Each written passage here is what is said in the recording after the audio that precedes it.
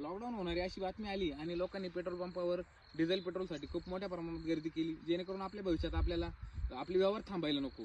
आता असंच जर समजा शेतकऱ्यांनी केलं आणि आपला जो काही माल आहे तो विकलाच नाही किंवा पिकावलाच नाही, तर लोक खातील काय हो? आज या सरकारच्या चुकीच्या आयात निर्यातीच्या धोरणामुळे आज मी गेले 3 महिन्यापासून कांदे विकतोय. पोळ कांदे असतील, रांगडे कांदे असतील, अक्षरशः बेभाव विकले.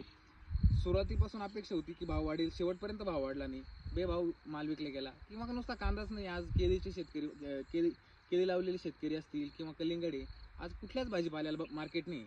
तसं बघायला गेलं तर आपल्या देशाला कृषी प्रधान देश म्हणलं जातं, परंतु आज आपल्या भारतामधल्या शेतकऱ्याची जेवढी वाईट परिस्थिती तेवढी मला तरी वाटतं की कुठेच नसेल.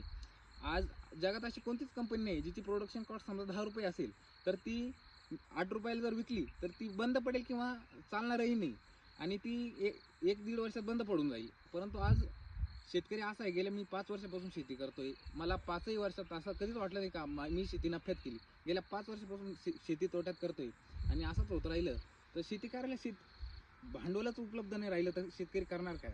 आज माझ्यासारखी जी बरेच युवा शेतकरी आहे, शेतीसाठी त्यांना प्रेरणा भेटणार कुठून आहे? आज जर शेती करायला कोणीच तयार नाही. आज शेतकरी स्वतःच्या मुलांना सांगतात तुम्ही 10-15 हजारावर जॉब करा पण शेती करू नका.